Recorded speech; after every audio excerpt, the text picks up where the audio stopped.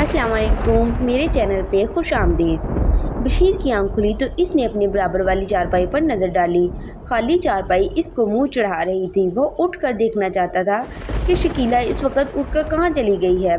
वो चंद दिन से नोट कर रहा था कि शकीला अक्सर कुछ वक्त के लिए चारपाई से गायब हो जाती है। सुबह होने पर वो घर में ही मौजूद होती है। इस बारे में इसने जब भी शकीला से पूछा तो हर बार वो हंसकर टाल जाती थी। 2 रोज़ पहले बशीर के जोर देने पर इसने हंसते हुए कहा, तुम्हें वहम हो गया है, मैं भला रात में कहाँ जा सकती हूँ। अगर मैं अपनी चारपाई पर से उठती भी हूँ तो ज़्यादा से ज़्यादा बाथरूम तक जाती हूँ। मेरे साथ ये क्यों होता है? जब भी मैं कुछ वक्त के लिए नींद से बेदार होता हूँ तुम चारपाई पर नहीं होती। पहले तो कभी ऐसा नहीं हुआ। ऐसा होना तो नहीं चाहिए। मेरा ख्याल है कि तुम्हें ख्वाब आता होगा। शकीला ने कहा, ख्वाब से तुम्हारी क्या मुराद है? क्या मैं झूठ बोल रहा हूँ? मैं कब कह रही हूँ कि तुम झूठ बोल रहे हो? अक्सर ऐसा होता है कि एक ही ख्वाब मुसलसल कई दिन तक नज़र आता रहता है। ऐसा ही तुम्हारे साथ हो रहा होगा। ख्वाब नहीं, हकीकत है ये कहकर वो चुप हो गया। बशीर इस वक्त खामोश ज़रूर हो गया था, लेकिन इसने दिल में तहैया कर लिया था कि वो ये राज मालूम करके रहेगा कि ये क्या चक्कर है। बशीर का गांव रहीमपुर से 1 मील दूर पहाड़ी सिलसिला में वाक़या था। शहर जाने वालों को उन्हीं पहाड़ी सिलसिले के बीच में से गुजरना पड़ता था। अभी तक पुख्ता सड़क नहीं बनी थी। कच्चा रास्ता था जिस पर बैलगाड़ियों के ज़रिए सफ़र करना पड़ता था। बशीर और शकीला की शादी को 1 साल हो चुका था। अभी इनकी कोई औलाद नहीं हुई थी। बशीर को बच्चों का बहुत शौक़ था, इसीलिए वो चाह रहा था कि इनकी भी औलाद हो ताकि वो बच्चों को खिला सके। शकीला जब मैके जाने लगी तो बशीर ने ताकीद की थी कि वो किसी अच्छी डॉक्टरनी को दिखाकर आए और इससे पूछे कि हम अभी तक औलाद से क्यों महरूम हैं। शकीला मैके 1 हफ्ते रही। इसी दौरान इसने लेडी डॉक्टर को दिखाया। इसने कोई दवा तजवीज़ पेश की, खाने को लिख दी तो 1 महीने बाद उसे डॉक्टरनी के पास आना था। पूरा महीना वो मैके में नहीं रह सकती थी क्योंकि वो 1 हफ्ते का कहकर आई थी। इनके गांव से फैज़ू बैलगाड़ी से गांव के लोगों को शहर छोड़ने और शहर से गांव जाने वाले को लेकर शाम को आ जाता था। शकीला जिस दिन बैलगाड़ी में गांव आ रही थी अचानक बादल गर आए। हर तरफ अंधेरा छा गया। तेज़ हवाएं चलने लगी। बैलों ने घबराकर तेज़ दौड़ना शुरू कर दिया।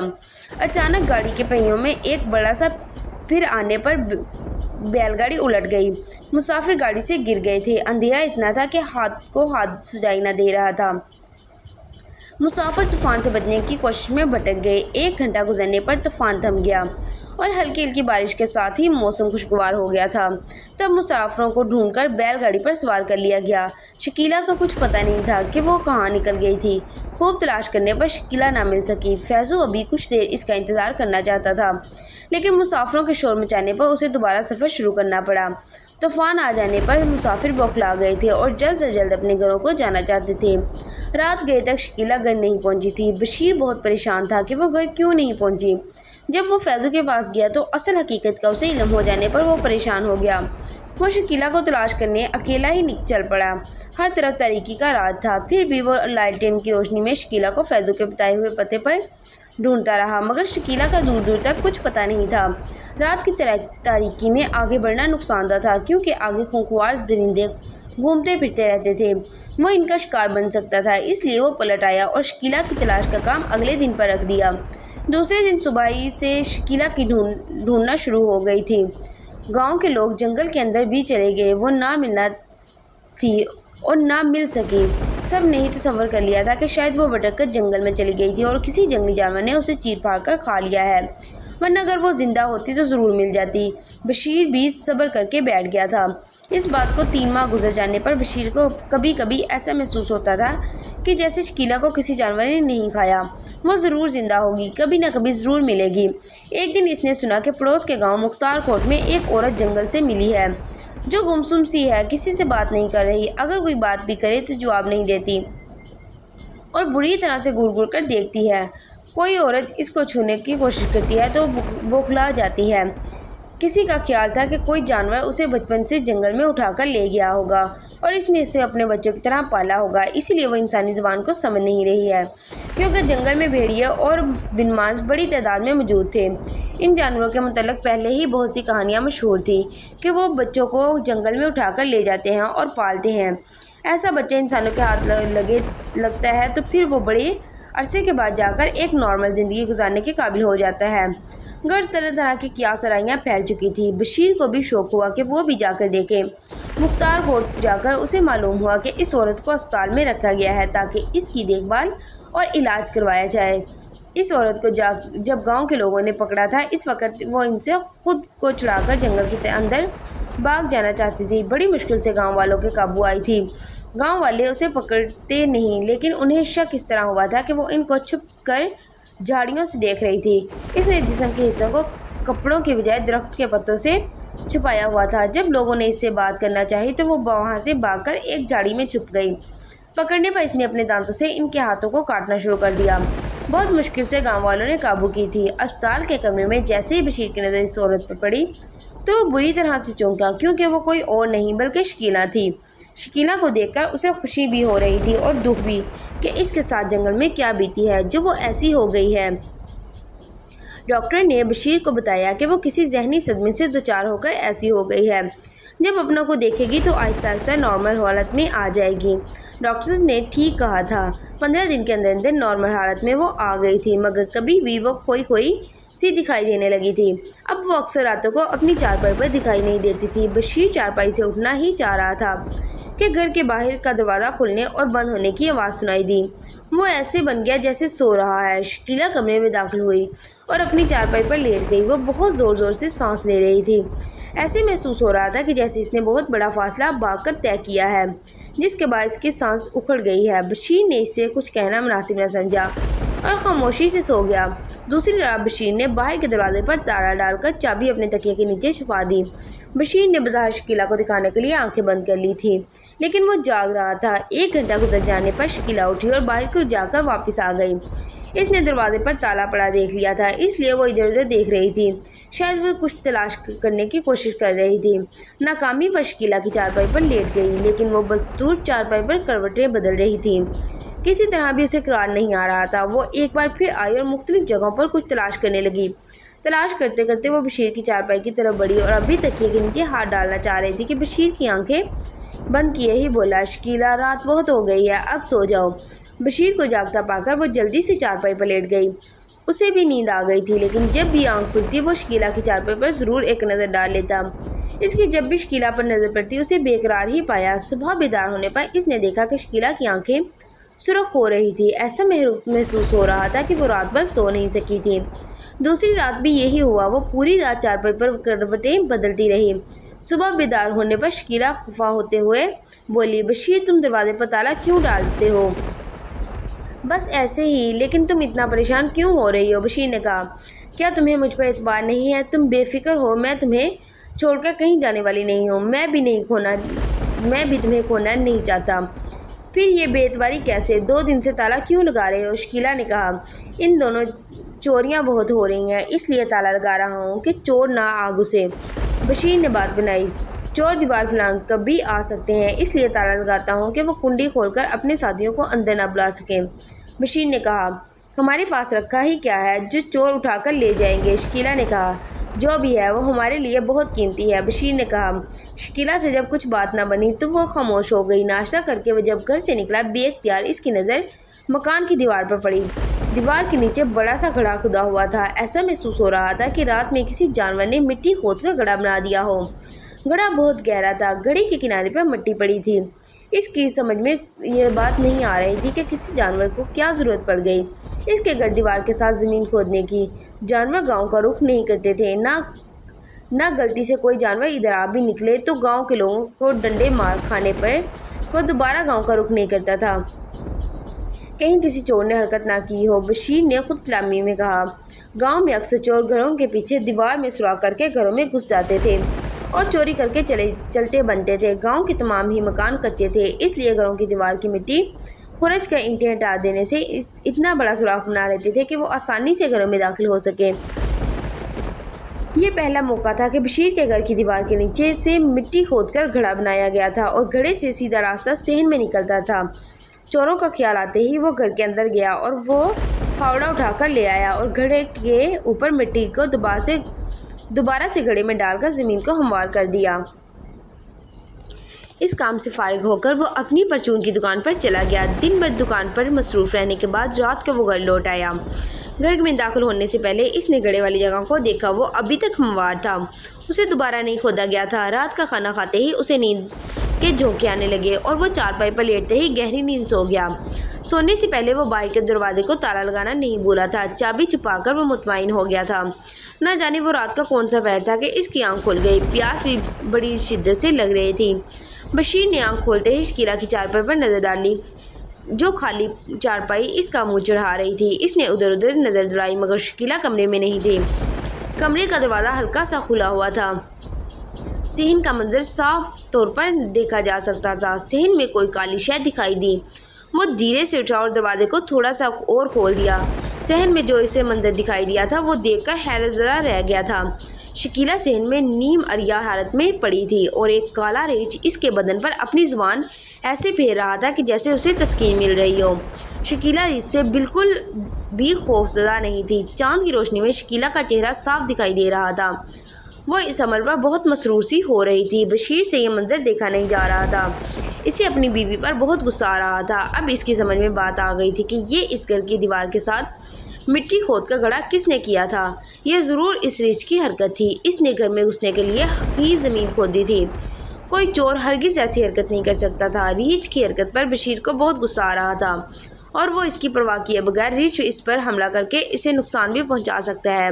वो रीछ को मारने के लिए कुल्हाड़ी ढूंढने लगा। जल्दबाजी में वो किसी चीज़ से ठोकर खाकर चारपाई पर गिर पड़ा। इसके गिरने से कमरे में हल्का सा शोर हुआ। वो संभल कर उठ खड़ा हुआ। अचानक इसकी नज़र दीवार पर पड़ी, लटकी हुई कुल्हाड़ी पर पड़ी। बशीर ने कुल्हाड़ी अपने हाथों में पकड़ी और सहन की तरफ लपका। सहन में रीछ मौजूद नहीं था। शकीला कपड़े पहन चुकी थी। वो ताला खोलकर दरवाजे से बाहर भागा। वो हर सूरत में इस रीछ को कुल्हाड़ी के वार करके हलाक करना चाहता था। बाहर रीछ का तो दूर तक नामो निशान नहीं था। बशीर रीछ के तलाश में नाकामी पर वापस आ गया। शकीला बुरी तरह खौफजदा और सहमी चारपाई पर बैठी हुई थी। वो बशीर को गुस्से में देख चुकी थी, इसलिए उसे ये अंदाज़ा लगाने में देर नहीं लगी कि बशीर ने सहन का मंजर देख लिया है, इसलिए वो सख्त गुस्से में है। शकीला, ये सब क्या था? मुझे कुछ नहीं मालूम है। इस रीछ की आंखों में न जाने क्या कशिश है कि मैं बेबस खुद को महसूस हो जाती हूँ और वो जो चाहता है मैं इसके इशारों पर वही कुछ करने पर मजबूर हो जाती हूँ। शकीला ने बताया, रातों में भी उठकर तुम इस रीछ के पास चली जाती रही हो। बोलो, ये सच है ना? बशीर ने उसे घूरते हुए कहा। हाँ, ये सच है। ये कहते हुए इसकी नज़रें झुक गई। बशीर सख्त गुस्से में था। शकीला दिल ही दिल में बुरी तरह से खौफजदा थी। उसे खतरा था कि कहीं गुस्से में वो उसे हलाक न कर दे, इसलिए शकीला ने कुछ छुपाने के बजाय साफ साफ बताने का इरादा कर लिया था। शकीला, आज मैं बहुत गुस्से में हूँ। गुस्से में कुछ भी कर सकता हूँ, इसलिए मुझे सब कुछ बता दो कि तुम गुम किस तरह हुई थी, तुम्हारे साथ जंगल में क्या बीती थी, कि तुम अपने होशोवास खो बैठी थी। इस दिन मैं भटक कर जंगल में जा निकली। अंधेरा इस कदर छा गया था कि कुछ भी नज़र नहीं आ रहा था। मैं अंदाजे से एक तरफ बढ़ती चली जा रही थी। न जाने कितनी देर चलती रही। मुझे कुछ होश नहीं रहा था। बस मैं तूफ़ान से बचने के लिए पनाह हासिल करना चाहती थी। बिला आखिर तूफ़ान से बचने के लिए एक जगह मिल ही गई थी। पहाड़ियों के अंदर एक गार था। मैं इस गार के अंदर दाखिल हो गई। गार में दाखिल होने पर मैं खुद को मुतमईन महसूस कर रही थी। तूफ़ान थम जाने पर मैं गार से निकलना ही चाहती थी कि एक रीछ गार के बाहर खड़ा मुझे घूर रहा था। उसे देखकर मेरा दम खुश्क हो गया। मैं इसकी मौजूदगी में गार से बाहर ही नहीं जा सकती थी। इससे बचने के लिए मुझे कोई तरकीब लगानी थी। फौरी तौर पर बचने के लिए मेरे जहन में यही तरकीब आई कि मैं दमसादे ज़मीन पर पड़ जाऊं। हो सकता है कि मुझे मुर्दा समझकर यहाँ से चला जाए। मेरे ज़मीन पर लेटने पर वो तेज़ी से मेरी तरफ लपका और मुझे सूंघने लगा। मैं अपने खौफ पर काबू ना पा सकी और बेख्तियार मेरे मुँह से चीख निकल गई और मेरा बदन ज़ोर ज़ोर से कांपने लगा। रीछ ने मेरे जिस्म पर ज़बान फेरनी शुरू कर दी। न जाने इसकी ज़बान में क्या बात थी कि मेरा खौफ जाता रहा। मैंने कांपना बंद कर दिया। मेरे जिस्म में अजीब सा सुरूर आ रहा था। फिर मुझे कुछ याद नहीं रहा कि मेरे साथ क्या बीती। जब होश आया, सुबह हो चुकी थी। जंगल फल मेरे पास पड़े थे। भूख बड़े ज़ोर की महसूस होने पर मैंने वो फल खा लिए। रीछ कार में नहीं था। इस मौका से फ़ायदा उठाकर मैं जैसे ही बाहर आई, मुझे रीछ नज़र आ गया। घबरा कर मैं वापस गार के अंदर आ गई। प्यास की शिद्दत महसूस होने पर मैं बाहर आ गई। मुझे देखकर रीछ ऐसे मेरी तरफ बढ़ा जैसे पंजे मारेगा। प्यास लगी है क्या? प्यास से मर जाओगी, मैं गुस्से से बोली। मेरे बोलने पर वो रुक गया और गर्दन झुका ली और आगे चल दिया। ऐसा महसूस हो रहा था कि वो मेरी बात समझ गया है। मैं इसके पीछे कुछ दूर चलने पर एक नहर नज़र आई। मैंने अपनी प्यास बुझाई। मेरे पानी पीने पर इसने मुझे अपने मुंह से इशारा किया। मैं समझ गई वो चाह रहा है कि मैं दोबारा गार में चली जाऊं। میری کار کی طرف چلنے پر وہ میرے پیچھے پیچھے چل دیا۔ میرے کار میں داخل ہونے پر وہ کار کے باہر ہی بیٹھ گیا۔ میں جتنے دن بھی کار میں رہی، ریچھ نے میرا بہت خیال رکھا اور وہ میرے لیے جنگلی پھل لے آتا تھا۔ بس اس میں بری عادت تھی کہ وہ مجھے کار سے فرار نہیں ہونے دیتا تھا۔ رات کے وقت وہ میرے جسم پر جیسے ہی زبان پھیرتا میں بے خود سی ہو جاتی، اور پھر میں اس کی ایسی عادت ہو گئی تھی کہ رات کی بے چینی سے انتظار کرنے لگی تھی۔ میرا اس لذت کے باعث کار کو چھوڑنے کو دل ہی نہیں کرتا تھا۔ میری یادداشت بھی جاتی رہی تھی، مجھے اپنے بارے میں کچھ بھی یاد نہیں رہا تھا۔ ایسا محسوس ہوتا تھا کہ جیسے کسی نے میرے ذہن سے یادداشت کو بالکل مٹا دیا ہو۔ بس مجھے اتنا یاد رہتا تھا کہ رات ہونے پر میرے پاس آئے گا اور وہ آتے ہی میرے جسم پر زبان پھیرے گا۔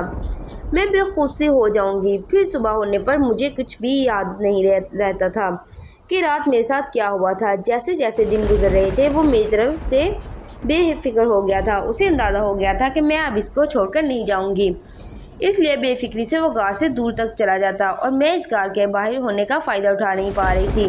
اور فائدہ اٹھاتی بھی کیسے؟ مجھے کچھ یاد ہی نہیں تھا کہ میں کون ہوں، کہاں رہتی ہوں، میرے اپنے کون ہیں۔ مجھے کچھ یاد رہتا تھا تو صرف اتنا کہ رات کو ریچھ میرے پاس آئے گا۔ ایک دن میں نہر پر جانے کے لیے نکلی تھی کہ کچھ انسان نظر آئے۔ میں انہیں دیکھ کر گھبرا گئی اور چھپنے کے لیے ادھر ادھر بھاگنے لگی۔ میری حالت بھی خراب ہو چکی تھی، میرے بال میل سے چھٹے ہوئے تھے، کپڑے بھی پھٹ چکے تھے، پتوں سے جسم کے اعضاء کو چھپایا ہوا تھا، جسم پر کالا کالا میل لگا ہوا تھا۔ وہ لوگ بات کرنے کو میری طرف آئے۔ میں جھاڑیوں میں چھپ گئی اور مجھے پکڑنے لگے۔ میں ان کو دانتوں سے کاٹنا شروع کر دیا، لیکن پھر بھی وہ باز نہیں آئے اور پکڑ کر اسپتال لے آئے اور میرا علاج شروع ہو گیا۔ تم آ گئے اور مجھے پہچان کر گھر لے آئے۔ میرا علاج ہو جانے پر میری یادداشت لوٹ آئی، مگر مجھے ریچھ کی یاد آتی تھی اور رات میں بے چین ہو جاتی تھی۔ راتوں میں مجھے محسوس ہوتا کہ کوئی مجھے بلا رہا ہے۔ ایک رات میں دروازے کی کنڈی کھول کر باہر چلی گئی۔ گاؤں کے باہر مجھے کچھ نظر آ گیا۔ وہ ایک درخت کے نیچے کھڑا تھا۔ مجھے دیکھتے ہی اس نے گردن کو ایک جھٹکا دیا، جیسے وہ مجھے اپنے پاس آنے کا اشارہ کر رہا ہو۔ میں بے خود سی ہو کر اس کے پاس چلی گئی اور درخت کے نیچے لیٹ گئی اور مجھ پر جھک گیا۔ صبح ہونے سے پہلے میں گھر آ کر اپنی چارپائی پر لیٹ گئی۔ اب میرا ہر وقت یہ معمول ہو گیا تھا۔ تمہیں بھی میرے جانے کا علم ہو گیا تھا۔ میں رات میں کہیں چلی جاتی ہوں، اس لیے تم نے دروازہ کو تالا لگا کر سونا شروع کر دیا۔ ریچھ نے جب دیکھا کہ میں درخت کے نیچے نہیں آ رہی ہوں تو اس نے دیوار کے نیچے زمین کھود دی اور صحن میں آ گیا۔ اس کے صحن میں آنے پر میں بے خوشی ہو کر چارپائی سے اٹھی اور صحن میں چلی گئی۔ وہاں ریچھ میرا منتظر تھا اور پھر اس نے وہی عمل شروع کر دیا جو وہ غار میں کرتا تھا۔ اگر تم نہ دیکھ لیتے تو پھر یہ عمل کر کے صحن میں جاری رہتا، مگر تم نے دیکھ لیا اور ریچھ صحن سے بھاگ کھڑا ہوا۔ میں نے پیشی امام صاحب سے بات کرتا ہوں، بشیر نے سوتے ہوئے کہا، اور وہ ایک بار پھر باہر گیا اور پھاوڑے سے دیوار کی زمین کو مٹی ڈال کر ہموار کر کے آ گیا۔ وہ مطمئن نہیں تھا، اسے یہ خدشہ لگا ہوا تھا کہ ریچھ دوبارہ پھر آ سکتا ہے۔ ساری رات اس کی آنکھوں میں کٹی۔ پیش امام صاحب صبح 9 بجے سے 12 بجے تک مسجد کے برابر مدرسے میں بچوں کو قرآن شریف کی تعلیم دیا کرتے تھے۔ بشیر مدرسے میں جا کر ان سے ملا اور پوری بات ان کے گوش گزار کر دی۔ اس کی بات سن کر پیشی امام اشرف علی سوچ میں پڑ گئے۔ اس دوران وہ کچھ پڑھ بھی رہے تھے۔ تھوڑی دیر تک ان کی یہی حالت رہی، پھر انہوں نے آنکھیں بند کر لی۔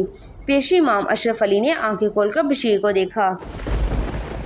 بشیر وہ انتہائی خبیث قسم کا جن ہے، اس لیے ان کے قبیلے کو جنوں نے اس کی جادوئی طاقت چھین کر ریچھ کی شکل میں اس جنگل میں پھینکا ہوا ہے۔ جنگل میں جو عورت آ جائے وہ اپنی مقناطیسی آنکھوں کو استعمال کر کے اس کی یادداشت کو ختم کر دیتا ہے۔ اس عورت کو بھی یاد نہیں رہتا کہ وہ کون ہے اور کہاں رہتی ہے۔ پیشی امام صاحب جب ان کے قبیلے کے جنوں نے اس کی جادوئی طاقت ختم کر دی ہے تو پھر وہ کیسے عورت کی یادداشت بلا دیتا ہے؟ ہاں، یہ بات ایسے ہی ہے جیسے عمر قید کے ملزم کو قید کر دیا جاتا ہے، لیکن اسے جیل میں چلنے پھرنے، کھانے پینے اور دیگر ضروریات کی اجازت ہوتی ہے۔ اسی طرح جنات کے قبیلے نے اس جن کی جادوئی طاقت ضرور ختم کر دی ہے، مگر تھوڑی بہت جادوئی طاقت دے دی ہے تاکہ وہ اپنا دفاع کر سکے۔ اگر اس نے جنگل میں شرافت کی زندگی مقررہ مدت تک گزاری تو پھر اسے معافی مل سکتی ہے۔ پیشی امام نے بتایا، اسے چھٹکارا کیسے ہے؟ اس کا ایک حل ہے کہ میں تمہیں پانی بھر کر بوتل میں دوں گا۔ وہ پانی کس طرح ریچھ کے سر پر ڈال دو۔ وہ پانی جیسے ہی ریچھ کے سر پر پڑے گا اس کے ذہن سے شکیلا کی صورت مٹ جائے گی۔ شکیلا کے سامنے آ جانے پر بھی وہ اس کے نزدیک نہیں آئے گا۔ یہ کس طرح سے ہوگا؟ وہ مجھے دور سے ہی دیکھ کر بھاگ جائے گا۔ اس کا آسان حل یہ ہے کہ تمہیں شکیلا کو اعتماد میں لینا ہوگا۔ وہ 1-2 دن چھوڑ کر پھر تمہارے گھر کے صحن میں آئے گا۔ تم چھت کے اوپر کنارے پر جا کر بیٹھ جانا۔ اور شکیلا اسے چھت کے کنارے نیچے لے آئی۔ وہ جیسے ہی مطلوبہ جگہ پر آئے تم اوپر سے پانی ڈال دینا۔ مجبوری یہ ہے کہ شکیلا اسے دیکھ کر بے خود سی ہو جاتی ہے، بشیر نے بتایا۔ وہ ریچھ کی شیطانی مقناطیسی آنکھوں کے سبب ایسا ہوتا ہے۔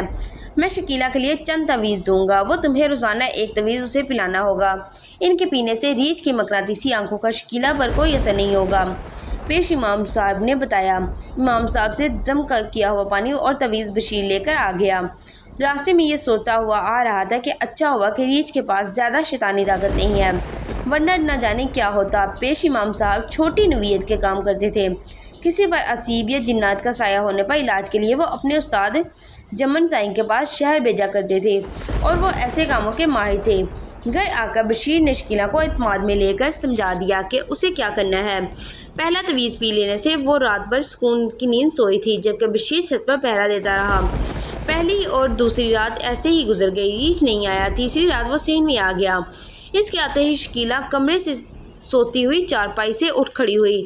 شکیلا کو صحن میں آتا دیکھ کر ایک لمحے کو بشیر کو محسوس ہوا کہ وہ ریچھ کے سامنے راز نہ کھول دے، مگر ایسا نہیں ہوا۔ وہ تیزی سے ریچھ کی جانب بڑھی ضرور تھی، مگر پر محتاط انداز میں۔ وہ واپس پیچھے ہٹنے لگی۔ اس کو پیچھے ہٹتا دیکھ وہ اس کی جانب بڑھا۔ آہستہ آہستہ وہ ریچھ کو مطلوبہ جگہ لے گئی۔ بشیر پہلے ہی تیار تھا۔ اس نے بغیر کسی تاخیر کے بوتل کا پانی ریچھ کے سر پر انڈیل دیا۔ پانی کا گرنا تھا کہ ریچھ جلال میں آ گیا۔ اسے جلال میں دیکھ کر شکیلا کمرے میں بھاگ گئی۔ ریچھ بھی کمرے میں جانا چاہتا تھا۔ وہ جس تیزی سے کمرے کی طرف آیا لپکا تھا، اتنی تیز سے پیچھے کی طرف آیا۔ ریچھ کو اندر جاتا دیکھ کر بشیر ایک لمحے کو ہاتھ پاؤں ضرور پھول گئے تھے اور وہ تصور میں ریچھ کو شکیلا پر حملہ کرتا دیکھ رہا تھا، لیکن ایسا نہیں ہوا تھا۔ ریچھ جس گھڑی سے صحن میں نمودار ہوا ویسے ہی چلا گیا تھا۔ ریچھ کے چلے جانے پر بشیر نے سکون کا سانس لیا۔ کمرے میں شکیلا بری طرح سے خوفزدہ تھی۔ جس طرح ریچھ اس کی جانب بڑھا تھا وہ ایسے لگا تھا کہ وہ اس پر حملہ کرے گا۔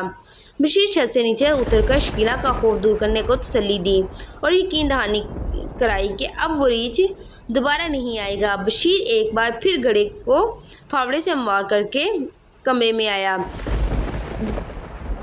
آ کر دروازے کی کنڈی لگا کر سو گیا۔ صبح ہونے پر اس نے پیش امام صاحب کو تمام تفصیلات سے آگاہ کی تو پیش امام صاحب نے مسکراتے ہوئے کہا، بے فکر ہو جاؤ، وہ ریچھ اب دوبارہ تمہارے گھر کا رخ نہیں کرے گا، بلکہ وہ پڑے ہوئے پانی کا اثر سے اس گاؤں کا راستہ ہی بھول جائے گا۔ میں ایک بوتل پانی اور دے رہا ہوں، اس گھر کے چاروں کونوں میں چھڑک دینا، ہر بلا سے محفوظ رہو گے۔ پیش امام نے ایک بوتل بشیر کے ہاتھ میں تھما دی۔ بشیر گھر جا کر پیش امام صاحب کی ہدایت کے مطابق چاروں کونوں میں پانی چھڑک دیا۔ ایک مدت گزر جانے پر بھی کبھی بشیر نے اس ریچھ کو دوبارہ نہیں دیکھا۔ اب بشیر باپ بھی بن گیا